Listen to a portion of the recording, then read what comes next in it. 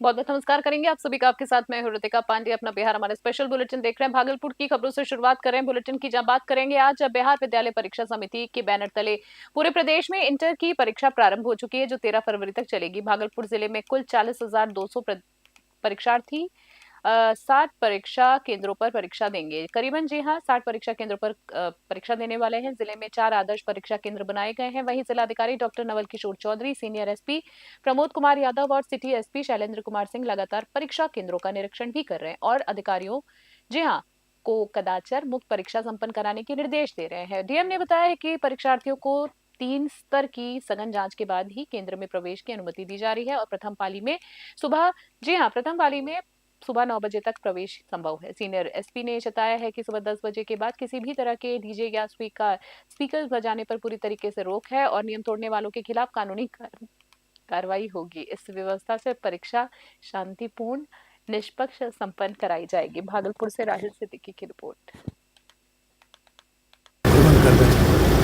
बिल्कुल आप देख रहे हैं कि मैं एसएसपी साहब और हमारी पूरी टीम समस्त अधिकारियों के साथ लगातार भ्रमण कर रही है और विभिन्न सेंटरों पे हम लोग जो आवश्यक सुविधाएं हैं उसको भी हम लोग मुआयना किए हैं। उसके साथ ही बच्चों को सेंटर पे इन करने में कोई परेशानी नहीं हो और ये सुनिश्चित कर रहे हैं कि परीक्षा बिल्कुल कदाचार मुक्त हो, ताकि बच्चों का भविष्य उज्जवल हो सके और बच्चे बेहतर कर सके और पूरे देश के सभी एग्जामिनेशन में अपना नाम रोशन कर सके। सभी सेंटर पर शांतिपूर्ण तरीके से हाँ, बिल्कुल शांतिपूर्ण तरीके से सभी सेंटर पे परीक्षा चल रही है। किस तरह के दिशा निर्देश दिया गया है? अभी कि बच्चे जब सेंटर पे प्रवेश करते हैं तो जो उसका अंतिम जो प्रवेश करने का समय है वो मॉर्निंग में 9 बजे है, तो उसके बाद कोई बच्चे प्रवेश नहीं करें। दूसरा, सभी बच्चों का फ्रिस्किंग प्रॉपर हो और यहाँ पे गेट पे भी फ्रिस्किंग हो। उसके अलावे जो रूम में जाते हैं तो वहाँ शिक्षक भी फ्रिस्किंग करेंगे। तीसरा कि सभी तरह की गतिविधियों पे नज़र रखना है। चौथा कि किसी प्रकार के अफवाह यदि आप देखिए, परीक्षा स्टार्ट हो चुकी है और डीएम सर और मैं हम लोग और हमारी पूरी टीम जो है लगातार जो है भ्रमण रहा था सुबह से ही। इसमें जो पुलिस की तरफ से 2-3 प्राथमिकताएं हैं। पहला है कि ट्रैफिक स्मूथ रहे, दूसरा है कदाचार मुक्त हो सके, उसके लिए पर्याप्त संख्या में बल जो है सभी गेट और महत्वपूर्ण जगह लग गए हैं। और तीसरा इंपॉर्टेंट चीज़ है कि जैसे डीएम सर ने आज बताया, हम लोग डिसीजन किए कि जो रात में जो है बच्चे जो तैयारी वारी करते हैं तो साउंड वगैरह जो काफ़ी होता है, ध्वनि वगैरह, उसको लेकर आज प्रेस विज्ञप्ति निकाल दी है, आप लोगों तक पहुंच जाएगा कि रात को 10 बजे के बाद कोई भी डीजे या किसी तरीके के अलाउड नहीं रहेगा और कहीं भी अगर बच्चों को समस्या होगी तो। और अगली खबर की बात करें तो बिहार बोर्ड इंटरमीडिएट की परीक्षा शुरू हो गई है और ये 13 फरवरी तक चलने वाली है। जिले में कुल करीबन 60 परीक्षा केंद्र बनाए गए हैं, जहां 40,200 परीक्षार्थी 2 पालियों में परीक्षा देंगे। बता दें, 4 आदर्श केंद्र विशेष रूप से बनाए गए हैं। टीएनबी कॉलेजियट जी हाँ, कॉलेजियट इंटर कॉलेज और स्कूल, इंटर स्तरीय सहरिया विद्यालय, कहलगांव, श्याम सुंदर विद्या निकेतन और सीसी बालिका उच्च विद्यालय। छात्राओं के केंद्रों को फूल और बैलून से सजाया गया है। प्रवेश के समय परीक्षार्थियों का फूल देकर और चंदन का टीका लगाकर स्वागत किया गया। तनाव कम करने के लिए मिठाइयां भी दी गई। परीक्षा केंद्रों पर 3 स्तर पर जांच, वीडियोग्राफी और सीसीटीवी निगरानी की गई है। जिलाधिकारी डॉक्टर नवल किशोर चौधरी ने केंद्राधीक्षकों को कड़ाई से नियम पालन करने के निर्देश दिए। लेट पहुंचे परीक्षार्थियों को प्रवेश नहीं मिला है, जिससे कुछ छात्रा भी रोते हुए परिजन के साथ लौट गईं। भागलपुर से राहिल सिद्दीकी की विशेष रिपोर्ट। एग्जाम लेट के कारण परीक्षा केंद्र में घुसने नहीं दिया गया है। नहीं, कहाँ से आई थी? सबौर से लेट कैसे हो गया? जाम में फंस गए थे। जाम के कारण? हाँ, केंद्राधीक्षक को तो बोल रही थी अंदर कैबिनेट लेट हुआ था। 5-10 मिनट। 5-10 मिनट, हाँ, लेकिन घुसने नहीं दिया गया। नहीं। परेशान हो? हाँ, क्या नाम हुआ? मनीषा कुमारी, किस स्कूल में पढ़ती है? Government government institute.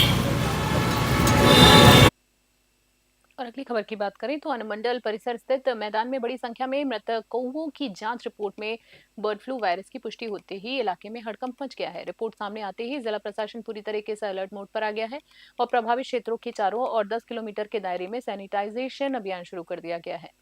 जिला पशुपालन पदाधिकारी ने बताया है कि 11 जनवरी को कौवे मरे थे। उस समय ठंड थी, इसलिए पहले ये सोचा गया कि मौत ठंड के कारण हुई, लेकिन सैंपल बाहर भेजने पर भारत सरकार ने बर्ड फ्लू की पुष्टि की। अब प्रभावित इलाकों में सैनिटाइजेशन किया जा रहा है, साथ ही इसके लिए इलाके के सभी पोल्ट्री फार्म से सैंपल्स इकट्ठे किए जा रहे हैं और जीरो सर्विलेंस कर उन्हें पुनः जांच के लिए भेजा जाएगा। प्रशासन ने लोगों से सावधानी बरतने की भी अपील की। भागलपुर से राहिल सिद्दीकी की विशेष रिपोर्ट।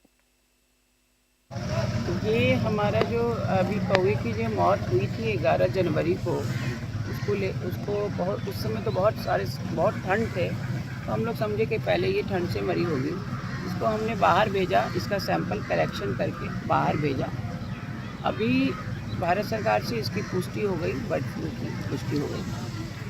तो अभी फ़िलहाल हम लोग इसको, जिस समय 11 तारीख को भी हमने इसको फुल सैनिटाइज़ किया था, जो भी कौवे थे उसको भी हमने चूना वूना डाल के उसको भी सैनिटाइज कर दिया था, गड्ढा वगैरह में डाल के। पुष्टि के बाद पुनः इसको सैनिटाइज पूरे जोन को किया जा रहा है और इसके अलावे इस एरिया में जो भी पोल्ट्री फार्म है उनका जीरो सर्विलेंस करके पुनः भेजा जाएगा पटना। कितना दूर तक दायरा इसका लिया जाएगा? अभी ये जो आपका जो मैदान है इधर, अभी टोटल ये सैनिटाइज होगा। हमारा जो जीरो सर्विलेंस होगा। और अगली खबर की बात करें तो जिले के औराई प्रखंड स्थित भरतुआ टोला में 6 फरवरी से शुरू होने वाले श्री जी हाँ 108 सीताराम नामजाप नवाब पारायण महायज्ञ को लेकर तैयारियां जोरों पर है। यज्ञ स्थल पर कारीगरों द्वारा भव्य और आकर्षक मंडप के निर्माण किए जा रहे हैं। श्रद्धालुओं की सुविधाओं को ध्यान में रखते हुए बैठने, पानी और अन्य व्यवस्थाओं के विशेष इंतजाम भी किए गए हैं। आयोजकों ने बताया है कि 9 दिनों तक चलने वाले इस महायज्ञ में राम नाम जाप, भजन कीर्तन और धार्मिक अनुष्ठान होंगे, जिसमें आसपास के गांव से बड़ी संख्या में श्रद्धालु भी शामिल होने वाले हैं। स्थानीय ग्रामीणों का कहना है कि प्रभु श्री राम के भजन कीर्तन से पूरा क्षेत्र भक्तिमय वातावरण में डूबा रहेगा। महायज्ञ को लेकर लोगों में खासा उत्साह देखा गया और इसे सफल बनाने के लिए ग्रामीण एकजुट होकर सहयोग भी कर रहे हैं। आयोजन से इलाके में धार्मिक और सामाजिक समरसता को भी बढ़ावा मिलेगा। मुजफ्फरपुर से सत्यम शर्मा की रिपोर्ट।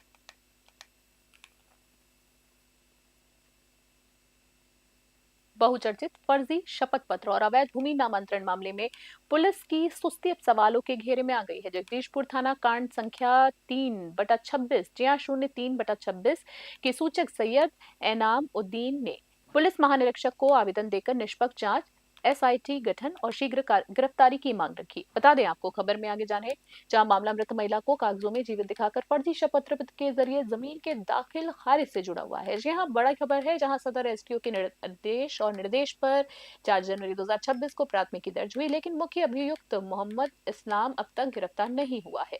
पुलिस पर बीमारी का बहाना मानकर कार्रवाई टालने और अभियुक्त के कोर्ट से नो कॉर्सिव एक्शन आदेश लेने से जांच प्रभावित होने के आरोप लगे हैं। डिप्टी CM के निर्देश के बावजूद कार्रवाई नहीं होने से आक्रोश है। वहीं सूचक ने सुरक्षा की मांग की है। वहीं IG विवेक कुमार ने मामले की जांच सिटी SP को सौंपते हुए जल्द समीक्षा का भरोसा दिलाया।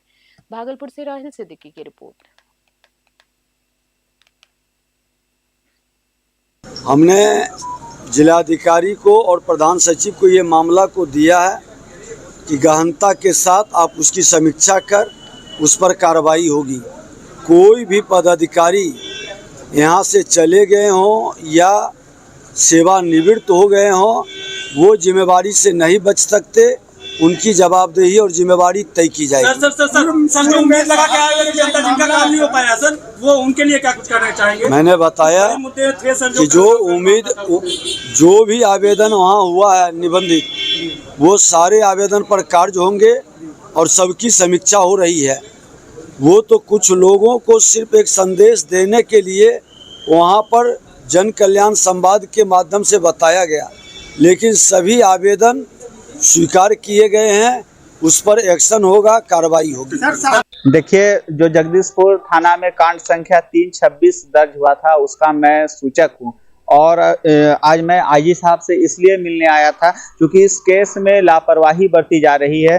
अभी तक आरोपी की गिरफ्तारी नहीं हुई है। करीब 1 महीना बीत गया है, लेकिन आरोपी की गिरफ्तारी नहीं हुई है। जबकि इस मामले में जो डिप्टी CM है विजय कुमार सिन्हा ने भी प्रधान सचिव और DM को सख्त निर्देश दिया था, लेकिन कार्रवाई नहीं हुई।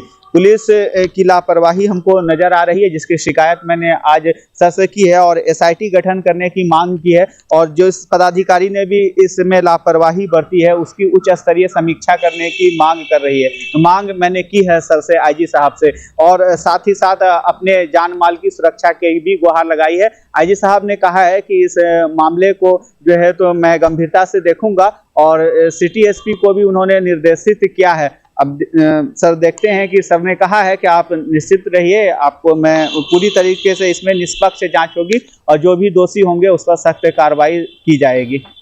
हमने जिलाधिकारी। अगली खबर की बात करें, नीति आयोग के मार्गदर्शन में संचालित आकांक्षी ब्लॉक कार्यक्रम के तहत जगदीशपुर प्रखंड में संपूर्णता अभियान 2.0 की शुरुआत की गई है। इस अभियान का उद्देश्य चयनित प्रमुख संकेतकों की 100% संपत्ति, जी हां, संतृप्ति सुनिश्चित कर समग्र विकास को गति देना है। जी हां, संतृप्ति की हम यहाँ बात कर रहे हैं। इसे चैंपियन ऑफ चेंज की भावना के साथ लागू किया जा रहा है। बड़ी खबर है, कार्यक्रम में अधिकारियों, कर्मचारियों और जनप्रतिनिधियों ने ब्लॉक और जिले में स्वास्थ्य, पोषण, शिक्षा, सामाजिक कल्याण के सभी इंडिकेटरों में बेहतर बनाने के संकल्प लिए हैं। प्रशासन ने कहा है कि जब सरकार और जनता मिलकर प्रयास करते हैं तभी वास्तविक स्थिति बदलना संभव होती है। अभियान के तहत नियमित समीक्षा, प्रभावी निगरानी और विभागों के बीच बेहतर समन्वय पर जोर दिया गया है। पूरक आहार पाने वाले बच्चों और कुपोषण उन्मूलन पर विशेष ध्यान दिया जाएगा। अधिकारियों ने हम होंगे कामयाब के संकल्प के साथ अभियान को सफल बनाने की प्रतिबद्धता दोहराई। भागलपुर से राहिल सिद्दीकी की रिपोर्ट।